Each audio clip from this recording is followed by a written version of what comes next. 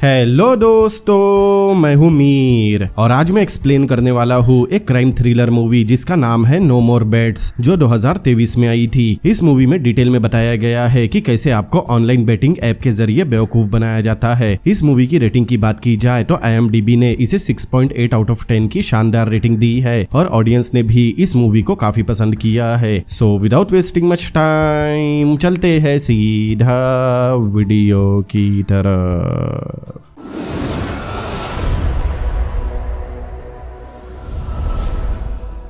Movie की शुरुआत में हम साइबर क्राइम डिवीजन के assistant commissioner of police Alice को देखते हैं। एलिस सबको बताती है कि बेटिंग गेम की शुरुआत सबसे पहले 1955 अमेरिका में हुई थी और उस शो का नाम द $64,000 क्वेश्चन था। ये शो टेलीविजन पर लाइव टेलीकास्ट किया जाता था, जिसमें कुछ सवाल पूछे जाते थे और उनके जवाब पर बेट लगाई जाती थी। लेकिन उस समय टेक्नोलॉजी इतनी एडवांस नहीं थी, जिसके कारण लाइव टेलीकास्ट का ब्रॉडकास्ट डिले हो जाता था। इसीलिए लोगों ने अपना दिमाग लगाया। वो लोग गेम शो के अंदर से खुफिया जानकारी निकालने लगे। अब शो टेलीकास्ट होने से पहले ही लोगों के पास शो में पूछे जाने वाले सवालों के जवाब थे, इसीलिए लोग सारे गेम जीतने लगे और शो को अच्छा खासा नुकसान होने लगा। लेकिन जल्द ही गेम शो के एक्सपर्ट केली को इस बारे में पता चल गया, लेकिन केली ने इस लूप होल को ठीक करने की बजाय अपना दिमाग चलाया। वो लोगों को गलत जानकारी देने लगा, जिससे लोग हारते चले गए। एलिस बताती है कि बेटिंग जीतने के लिए मैथमेटिक्स भी बहुत काम आता है। अगर किसी का मैथ अच्छा है तो वो आसानी से बेटिंग जीत सकता है। इसके बाद एलिस जॉर्ज नाम के लड़के की फोटो दिखाती है, जिसने कंप्यूटर साइंस में मास्टरी हासिल कर ली और वो यूनिवर्सिटी का टॉपर रह चुका है। दरअसल जॉर्ज ने खुद के बनाए हुए बग से एक म्यूचुअल फंड कंपनी का सिस्टम हैक कर लिया और कंपनी के अकाउंट से लगभग 80,000 अलग अलग अकाउंट में 1 पेनी ट्रांसफर कर दी। दरअसल वो ये बताना चाहता था कि छोटे मोटे फ्रॉड करके भी पैसा कमाया जा सकता है, लेकिन इतना इंटेलिजेंट लड़का भी इन बेटिंग ऐप के जाल में फंस गया तो फिर हम तो बहुत मामूली इंसान है। अब मूवी 2018 के फ्लैशबैक में गई और हम जॉर्ज को देखते हैं, जो एक सॉफ्टवेयर कंपनी में जॉब करता है। उस वक्त कंपनी में एनुअल फंक्शन चल रहा था, जिसमें कंपनी डायरेक्टर के होने वाले प्रमोशन अनाउंस करने वाली है। जॉर्ज कंपनी का सबसे होनहार लड़का था, इसीलिए उसे और उसके दोस्तों को पूरा यकीन था कि कंपनी जॉर्ज को ही प्रमोशन देगी। लेकिन प्रमोशन किसी केविन नाम के लड़के को दे दिया गया। दरअसल केविन कंपनी के ओनर का रिलेटिव है, मतलब जॉर्ज नेपोटिज्म का शिकार हो गया था, इसीलिए उसने जॉब छोड़ने का फैसला कर लिया। जॉर्ज अपने दोस्तों को बताता है कि उसे सिंगापुर में एक गेमिंग कंपनी का ऑफर मिला है और वो लोग अच्छी सैलरी भी दे रहे हैं, इसीलिए जॉर्ज वहां से उठकर चला गया। लेकिन प्रेजेंटेशन हॉल से निकलने के बाद वो केविन के सिस्टम को हैक कर लेता है, जिससे केविन के प्रेजेंटेशन के बीच में बहुत सारी स्माइली आ गई और लोग उसके प्रेजेंटेशन पर हंसने लगे। अगले सीन में हम जॉर्ज को सीधा सिंगापुर जाने वाली फ्लाइट में देखते हैं। उस समय गेमिंग कंपनी का टीम लीडर मार्टिन भी फ्लाइट में था। मार्टिन खड़ा होकर कंपनी में इंटरव्यू देने जा रहे लड़कों को हाथ उठाने कहता है, ताकि उसे पता रहे कि उसके कितने लोग फ्लाइट में है। तब हमें पता चला कि जॉर्ज के अलावा और भी बहुत से लोग उस गेमिंग कंपनी में जॉब करने जा रहे थे। तब जॉर्ज बताता है कि वो मार्टिन को पहले से जानता है और सिर्फ मार्टिन को ही नहीं बल्कि फ्लाइट में जितने भी लोग बैठे हैं वो उन सब के बारे में पहले से जानता है। ये सुनकर मार्टिन हैरान रह गया। तब जॉर्ज बताता है कि उसने सिर्फ एक मोबाइल फोन के जरिए सारे लोगों का डेटा निकाल लिया। अब मार्टिन भी समझ गया था कि जॉर्ज बहुत स्मार्ट है और उनकी कंपनी को ऐसे ही लोगों की जरूरत है। अगले सीन में हम देखते हैं वो लोग सिंगापुर पहुंच गए। अब एयरपोर्ट पर मार्टिन सबके पासपोर्ट ले लेता है और उन्हें अपने साथ चलने कहता है। फिर उन सबको बस में बैठा कर कहीं और ले जाया जाता है। कुछ दूर जाने के बाद बस उन्हें उतार देती है, इसीलिए वो लोग पैदल चलने लगे। मतलब कुछ ही देर में वो लोग अपनी डेस्टिनेशन पर पहुंचने वाले हैं। लेकिन तभी जॉर्ज को उसकी माँ का कॉल आ गया, इसीलिए वो बात करते हुए बाकी लोगों से पीछे रह गया। लेकिन तभी अचानक कुछ गुंडे आकर सारे लोगों को बिना किसी बात के पीटने लगे। किसी को भी समझ नहीं आ रहा था कि उन्हें पीटा क्यों जा रहा है, लेकिन जॉर्ज ने दूर से ही देख लिया था कि उन लोगों के साथ मारपीट की जा रही है, इसीलिए वो वहां से भागने लगा। तब मार्टिन भी उसके पीछे भागता है, लेकिन कुछ दूर भागने के बाद मार्टिन खुद जॉर्ज के सिर पर वार करता है, जिससे वो जमीन पर गिर गया। तब वो देखता है कि मार्टिन भी उन गुंडों के साथ मिला हुआ है। तभी कुछ गुंडे आकर उन सबके चेहरे पर काले रंग का कपड़ा पहना देते हैं, ताकि वो लोग कुछ भी देख न सके। फिर उन सबको वापस बस में बैठाकर कहीं और ले जाया जाता है। लेकिन अब वो लोग सिंगापुर में नहीं बल्कि थाईलैंड के किसी शहर में थे। इसके बाद उन्हें बस से उतार कर उनके चेहरों पर से नकाब हटाया जाता है। तब उनके सामने लू नाम का आदमी खड़ा था, जो उन्हें बताता है कि वो ही कंपनी का ओनर है और अब से उन सबको लू के लिए ही काम करना होगा। इसके बाद उन सबको एक बिल्डिंग के अंदर ले जाया जाता है, जहाँ सारे ऑनलाइन फ्रॉड के काम चलते हैं। पहले उन्हें फर्स्ट फ्लोर के वर्कर से मिलाया जाता है जहां नए लोगों को ऑनलाइन फ्रॉड करना सिखाया जा रहा था। इसके बाद उन्हें बिल्डिंग के दूसरे फ्लोर पर ले जाया जाता है जहां सारे प्रोफेशनल हैकर ऑनलाइन फ्रॉड को अंजाम दे रहे थे और उनकी सैलरी 30,000 युहान थी। आगे बिल्डिंग के दूसरे एरिया में ले जाते समय वो लोग देखते हैं कि एक आदमी को बुरी तरह टॉर्चर किया जा रहा था। तब लू बताता है कि उस वर्कर ने भागने की कोशिश की और जो भी भागने की कोशिश करेगा उन्हें ऐसी ही सजा दी जाएगी। इसके बाद उन सबको ऑनलाइन गैम्बलिंग वाले एरिया में ले जाया गया जहां एक से बढ़कर एक खूबसूरत लड़कियां थी। उन लड़कियों का काम ऑनलाइन गैम्बलिंग के जरिए लोगों को लूटने का था। आप सबने भी मोबाइल पर ऐसे बहुत से ऑनलाइन गैम्बलिंग ऐप की एडवर्टाइजमेंट देखी होगी, तो आप समझ जाओ। तो उन लड़कियों में एक एना नाम की लड़की थी जो बहुत खूबसूरत थी। मूवी में आगे हम कैंटीन एरिया देखते हैं जहाँ सारे वर्कर खाना खा रहे थे। तब जॉर्ज लू से कहता है कि वहाँ सारे इलीगल काम किए जाते हैं और वो ऐसा कोई काम नहीं करना चाहता, इसीलिए वो लू से कहता है कि वो वापस जाना चाहता है। लेकिन तभी पीछे से मार्टिन आकर जॉर्ज को बुरी तरह पीटने लगा। मार खाने के बाद जॉर्ज अच्छी तरह समझ गया था कि वो बहुत बड़ी मुसीबत में फंस चुका है, क्योंकि अब उसे नहीं पता कि वो अपने घर जिंदा जाएगा भी या नहीं। मूवी में आगे हम देखते हैं काम खत्म होने के बाद उन सबको आराम करने के लिए किसी दूसरी जगह ले जाया जाता है। वहाँ जाने पर जॉर्ज देखता है कि एक ही कमरे में बहुत सारे लोग कचरे की तरह पड़े थे। लेकिन जॉर्ज इतना लंबा सफर तय करने के बाद और इतनी मार खाने के बाद बहुत थक चुका था, इसीलिए वो आराम करने की सोचता है। लेकिन वो जैसे ही सोने की तैयारी करता है वहाँ बहुत सारे चूहे आ गए। तब हम एक आदमी को देखते हैं जिसे एक पिंजरे में कैद करके रखा गया था। वो आदमी जॉर्ज को बताता है कि अब उसे इन सब चीजों की आदत डालनी होगी। तब जॉर्ज कहता है कि अगर उसका कांटेक्ट घर वालों से नहीं हुआ तब वो लोग पुलिस में जाएंगे और उसे ढूंढने की कोशिश करेंगे। तब वो आदमी बताता है उन सबको वहाँ आंख पर पट्टी बांध कर लाया गया है, मतलब कोई नहीं जानता कि वो लोग कहाँ है, किस शहर में है या फिर किस देश में है, इसीलिए पुलिस को इतने सालों से उनके किसी भी अड्डे का पता नहीं चला। तब मार्टिन अपने आदमियों के साथ वहाँ आता है और जॉर्ज को उसका फोन देकर कहता है कि वो अपने घर वालों को मैसेज करके बताए कि वो सही सलामत पहुँच गया है और वो अपने काम से बहुत खुश भी है। लेकिन जॉर्ज ने ऐसा करने से मना कर दिया। तब मार्टिन खुद जॉर्ज के फोन से उसके घर वालों को मैसेज कर देता है। मैसेज भेजने के बाद वो लोग उस पिंजरे वाले आदमी को बाहर निकालकर बेरहमी से पीटने लगे। अगले सीन में मार्टिन जॉर्ज के पास आकर उसे कुछ काम करने कहता है, लेकिन तब भी जॉर्ज ने उसका काम करने से साफ मना कर दिया। तब मार्टिन उसे बुरी तरह टॉर्चर करने लगा, लेकिन तभी वहाँ लू आकर जॉर्ज को बचाता है और कहता है कि अगर जॉर्ज घायल हो गया तो वो काम कैसे करेगा। अगर जॉर्ज से काम लेना है तो पहले उससे अच्छे से पेश आना होगा। इसीलिए मार्टिन जॉर्ज से माफी मांगता है और उसे एक बहुत बड़ी कंपनी का सारा डेटा हैक करने कहता है। अब जॉर्ज काफी डर गया था, इसीलिए वो मार्टिन की बात मान गया और काम पर लग गया। जॉर्ज दिए गए काम को खत्म तो कर लेता है, लेकिन उसने सोच लिया था कि वो किसी भी तरह वहाँ से निकल कर रहेगा, इसीलिए वो कागज के एक टुकड़े पर हेल्प लिखता है और सीधा बाथरूम में चला जाता है ताकि उस कागज को बाथरूम की खिड़की से बाहर फेंक सके, जिससे वहाँ का कोई लोकल आदमी उस कागज को पढ़कर उसकी मदद कर सके। लेकिन जैसे ही जॉर्ज बाथरूम में पहुंचा तब उसने देखा बाथरूम की खिड़कियां पहले से ही पूरी तरह पैक कर दी गई थी ताकि कोई भी वहाँ से भाग न सके। लेकिन जॉर्ज तब भी हार नहीं मानता, वो फिर भी खिड़की को खोलने की कोशिश करने लगा। लेकिन तभी टॉयलेट शीट टूट गई और जॉर्ज जमीन पर गिर गया। तब हम एना को देखते हैं जो उसी बाथरूम में थी। उसने तुरंत जॉर्ज का लिखा कागज पढ़ लिया। कागज पढ़ने के बाद एना कहती है कि वो ऐसा करके अपनी मौत को दावत दे रहा है। तब जॉर्ज पूछता है कि एना उनके झांसे में कैसे फंस गई। एना बताती है कि जैसा उन्होंने जॉर्ज को बेवकूफ बनाया उसी तरह वो लोग एना को भी वहाँ लेकर आए। एना बताती है कि जब तक वो लू के लिए 5 मिलियन युआन का बिजनेस करके नहीं देगी तब तक उसे उसका मोबाइल नहीं मिलेगा। तब जॉर्ज कहता है कि 5 मिलियन का टारगेट पूरा करने में वो उसकी मदद करेगा, लेकिन बदले में एना को भी भागने में उसकी मदद करनी होगी। अब एना खुद भी वहाँ से किसी तरह निकलना चाहती थी, इसीलिए वो जॉर्ज की बात मान गई। लेकिन तभी बाथरूम के बाहर से मार्टिन एना को आवाज देने लगा। मार्टिन की आवाज सुनकर जॉर्ज काफी डर गया, इसीलिए उसने बाथरूम के दरवाजे को अंदर से लॉक कर दिया ताकि मार्टिन के वहाँ से जाते ही वो अकेला वहाँ से बाहर निकल सके। और तभी मूवी फ्लैशबैक में गई और हम एना को देखते हैं जो एक मॉडल एजेंसी में काम करती थी। एक दिन एना जैसे ही अपने काम पर पहुंची तब उसके बॉस ने बताया कि किसी दूसरी मॉडल एजेंसी ने अपने पॉम्पलेट बनाए हैं और उनके पॉम्पलेट पर एना की फोटो का इस्तेमाल किया गया। दरअसल उसके बॉस को लग रहा था कि पैसों के लिए एना ने अपनी कंपनी को धोखा दिया, इसीलिए वो एना का कॉन्ट्रैक्ट टर्मिनेट कर देता है। एना अपने बॉस के सामने बहुत रोती और गिड़गिड़ाती है और कहती है कि उसे इस बारे में कुछ नहीं पता, लेकिन उसका बॉस नहीं मानता और उसे कंपनी से निकाल दिया गया। आगे एना की एक पुरानी दोस्त उसे मिलती है जो उसे काम दिलाने के लिए एक आदमी के पास ले गई और वो आदमी और कोई नहीं बल्कि मार्टिन था। मार्टिन एना को एक वीडियो दिखाता है जिसमें एक लड़की कसिनो में बैठकर प्लेयर को कार्ड बांट रही थी। फिर मार्टिन बताता है कि उनकी ऑनलाइन गेम की कंपनी है जिसमें उसे भी वही काम करना होगा जो वीडियो में लड़की कर रही है, जिसके लिए उसे 1 लाख युआन सैलरी दी जाएगी और अगर उसके टेबल पर कंपनी को अच्छा खासा फायदा होता है तो कंपनी उसे अलग से कमीशन भी पे करेगी। इतना पैसा सुनने के बाद कौन लड़की काम करने से मना करेगी। इसीलिए एना ने भी कंपनी में काम करने के लिए हाँ कर दी और मार्टिन के साथ सीधा सिंगापुर के लिए निकल गई। उस वक्त मार्टिन के साथ एना के अलावा कुछ और लड़कियां भी थी जो एना की ही तरह उसके झांसे में फंस गई। कंपनी में पहुंचने के बाद कुछ दिन उन लड़कियों की ट्रेनिंग होती है, जिसके बाद उन्हें पूरी तरह तैयार करके उनका वीडियो रिकॉर्ड किया जाता है और उस वीडियो को ऑनलाइन बेटिंग ऐप के साथ मर्ज कर दिया जाता है ताकि उस ऐप पर खूबसूरत लड़कियों को देखकर लोगों का गेम खेलने का मन हो। इसके बाद लू एना को बताता है कि जब वो किसी के साथ ऑनलाइन गेम खेलेगी तब सामने वाले को छोटी बेट जीतने देना होगा, जिससे वो ज्यादा से ज्यादा समय गेम में बना रहे। इसके बाद एना को खेलने वाले को बड़ी अमाउंट लगाने के लिए कहना होगा, क्योंकि अब वो पहले से ही कुछ गेम जीत चुका होगा, इसीलिए वो बड़ी अमाउंट लगाने से नहीं डरेगा और तब उनका असली खेल शुरू होगा, जिससे एक ही झटके में खेलने वाले का अकाउंट खाली हो जाएगा। आगे एना सब कुछ सीखने के बाद ऑनलाइन गेम खेलने के लिए टेबल पर बैठी, लेकिन तभी अचानक एना के पेट में दर्द होने लगा, इसीलिए वो टेबल से उठकर बाथरूम में चली गई और जब वो बाथरूम में टॉयलेट में थी तभी उसे टॉयलेट शीट टूटने की आवाज आई। तब उसने टॉयलेट से बाहर निकलकर देखा कि बाथरूम में जॉर्ज जमीन पर गिरा हुआ है।